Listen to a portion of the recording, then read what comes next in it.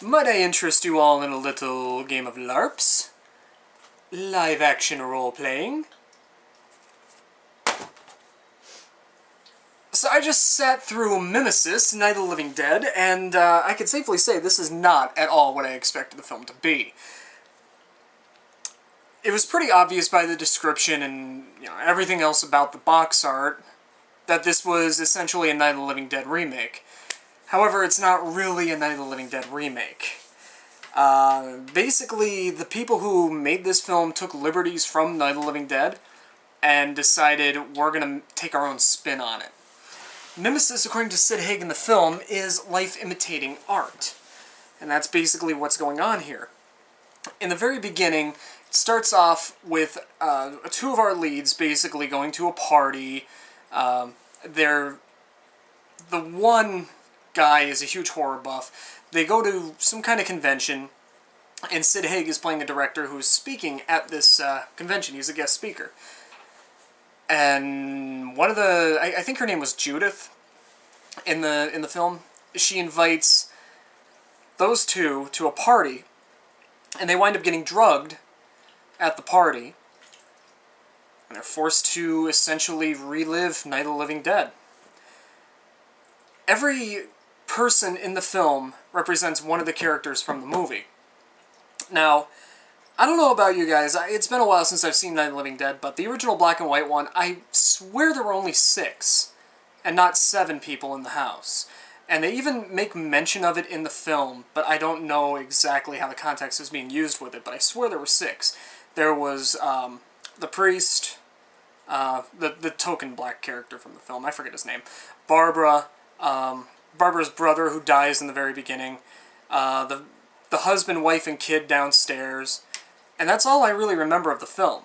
This one, however, includes another guy, and the whole thing is, he picks up immediately that this is Night of the Living Dead. So about 20-25 minutes in, I'm already screaming in my head, "Run!" Just like ATM. Why don't you run? Why you no run away? Okay. Slight spoiler. The zombies are not zombies. And thank freaking God. Because these are not Romero zombies. They try to pull it off, but I do not remember Romero zombies using freaking pitchforks! And if these were actually going to be Romero zombies, I was going to be really pissed. Eventually, they basically find out that, oh, this is a party being thrown, and that Judith character was involved, who invited them to the party, and I guess invited them because they needed the token black guy character. From there, it's basically just, you know what, we know how Night of the Living Dead goes, but we're just gonna go our own different way. The zombies turn out to be normal people. As normal as they can be. They're screwed up in the head. They're doing this because they apparently ran a horror house for years, and they got bored of it, so they decided, we're gonna make our own snuff film. And that's essentially what this is. Mimesis is a LARP snuff film. Yeah. No. No, this was not all that enjoyable to sit through. It was very boring. I will give it this. There were some shots, some camera angles and whatnot that did mimic Night of the Living Dead quite well. Some of the characters had some similar lines. Some of the scenes were pretty close and accurate to the original one. The scene involving the truck, that was reminiscent of it. However, again, I'm just screaming at the screen. They're shouting to the guy, don't turn the truck on, get out of the truck, get out of the truck, because the one guy just realized, oh yeah, in the film it explodes. Good thing he didn't go out there while the one character goes out there to the tool shed, which is where the Romero zombie picks up a pitchfork and goes all Freddy Krueger with it, dragging it around, tapping it on the ground, trying to scare the token black character. I swear I wish I remember his name from the movie. I honestly just forget it. But in any event, yeah, Romero zombies, no, these are not them, and it's pretty obvious from that scene what is going on if you haven't picked up on it already. So he's out trying to jump-start the truck, he finds the key. They're out on the little stoop of the house, which looks from quite like the original house. I honestly would be surprised if they didn't just shoot at the original location. And they're just screaming, "Get out of the truck! Get out of the truck! Get out of the truck!" He's like, "I found the key! I found the key! Get out of the truck! I found the key! Get out of the truck! I found the key! I'm gonna turn it up!" Boom! Not one single person decided to shout, "It'll go boom." "Get out of the truck, you'll die. It'll go boom." Yeah. So, at this point, I have been screaming at the film, "Why you no run? And why you no shout it go boom?" These characters are easily really dumb zombie survivors, I guess you would say. Considering that within 5-7 minutes of being in the house, they've put together, "Oh, this is Night of the Living Dead." Somebody, you know, these people are horror buffs in the film. They know what's going on. The one character has seen Night of the Living Dead. If I were one of them, it's like, "Oh, Night of the Living Dead? Oh, well, screw it. All we gotta do is walk." Because that's how the movie ends. Barbara goes walking past the zombies. And I seem to remember that she survived. Meanwhile, they keep saying, "Oh, no survivors. Everybody dies." Not how I remember it. Return of the Living Dead Part 1, yeah, nobody survives. The government nukes the town. Night of the Living Dead, though? No. Barbara survives, if I remember correctly. And that was another huge issue. This film constantly showed scenes from Night of the Living Dead, and about halfway through, I wish I were just watching Night of the Living Dead. I got about 7 different copies of it in my collection over here, including the Abomination Night of the Living Dead Reanimated. Don't bother. Oh, yeah, and I was going to bring it over here, but Night of the Living Dead 3D Reanimated. Thankfully, this film put that one to shame. But, in any event, where did I leave off? Oh, yeah, that's right. Zombies. So, eventually, you do learn that these are just regular people. They're playing a game. They're playing LARPs. Live-action role-playing. And from there, it just doesn't get any better. Basically, all the tension is lost. You realize something's... There wasn't really much tension to begin with, because you knew they were following the original Night of the Living Dead concept. Other characters were introduced. At one point, there was one character who just randomly shows up and reveals out of nowhere, other than as a plot device to advance the script, because I guess they wrote themselves into a corner somehow, basically just goes, "These are some real sick people. They are playing real. This is a real thing. They're screwed up in the head." Really? Okay, thank you, random character that I have no idea who the hell you are. You just randomly appeared. Thank you, random party guest. And at one point, he actually becomes a zombie. You think he's gonna... He comes in, he looks like he's dead. No, he turns into a zombie later.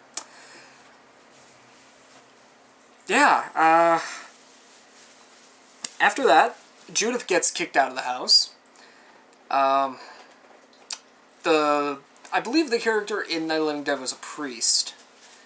And he goes out to save her. And you learn exactly what's going on, that, oh, well, they're doing this, they're going to pin the blame on Sid Haig's character, who is a director, so that way they can get away with it. At this point, a couple of them have already died, they just don't care. They even acknowledge in the fact that Romero zombies would not kill somebody with a weapon, even though one of them used a weapon to scare the priest character. This film honestly just seems to contradict the Romero original in so many ways, and then tries to stay on target with the original in so many ways. There really is a lot going on in this film, and it's hard to figure out exactly what's going on. I don't know if this is supposed to be a zombie film, if it's supposed to be a psychological thriller, I don't know if it's supposed to be a snuff film. I have no idea exactly what's going on in this movie. And the whole thing basically ends where the survivors, they lay in wait for the zombies, for the people playing the zombies, and they just stroll in the house, and they give up the zombie role. They just start talking and trying to strangle people. It's ridiculous. If you're gonna If these people are so addicted to this movie, if they are so ready to die just for the rush of this, why do they automatically just give it up? I don't get it. Honestly, by the end, the film kind of lost steam. I was bored with this most of the way through. And the girl playing Barbara, I wanted to strangle. So bland, so monotone. And her screaming at one point sounded like a bird chirping. I'm not even kidding. I sat here and... What the hell's that? So she's screaming, but it's reaching the kind of noise. What the hell is that?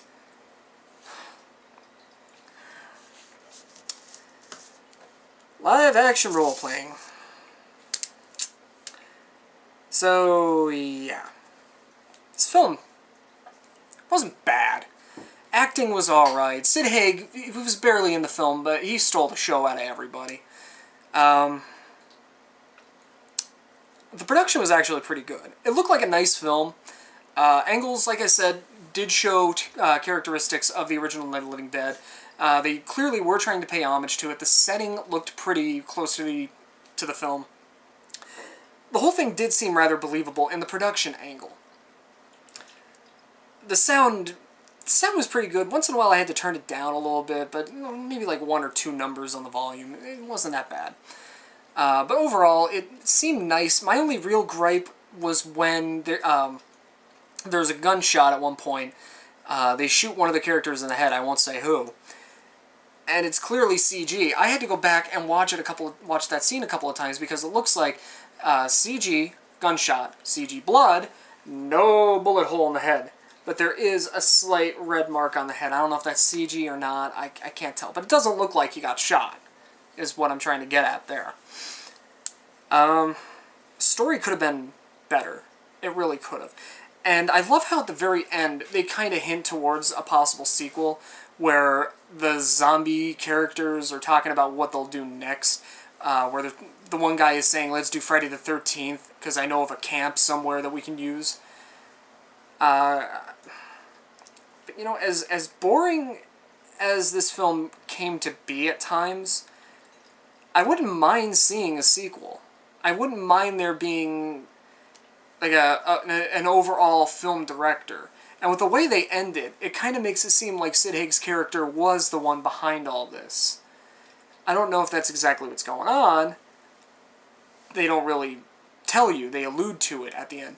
And, you know, it wouldn't really be a bad thing if the next film they do it and they reveal that there is one huge director behind all this and he's conducting the entire thing. And these are actors, essentially, who just want to be in a real-life horror film. In the end, I don't know, it was a pretty good film. I really have no major complaints. Could have been a lot better, though. I feel the concept of this film, they just insanely dropped the ball. The reveals were way too choreographed, in a way. Like, you could figure all that out before they even revealed anything. And when they did do a major reveal, it was the most random thing in the world. So, I don't know, if you like Night of the Living Dead, this one you might get a little more enjoyment out of. It's definitely not a fun movie for all to see, like horrornews.net, I think it was, claims on the package. That's kind of what sold me, that and Sid Haig. So, overall, I'll give it a 6.5. I mean, it has its perks, it's a decent film, it's worth watching if you can find it cheap. Rental, mostly, so, I don't know. Give it a shot. You might like it.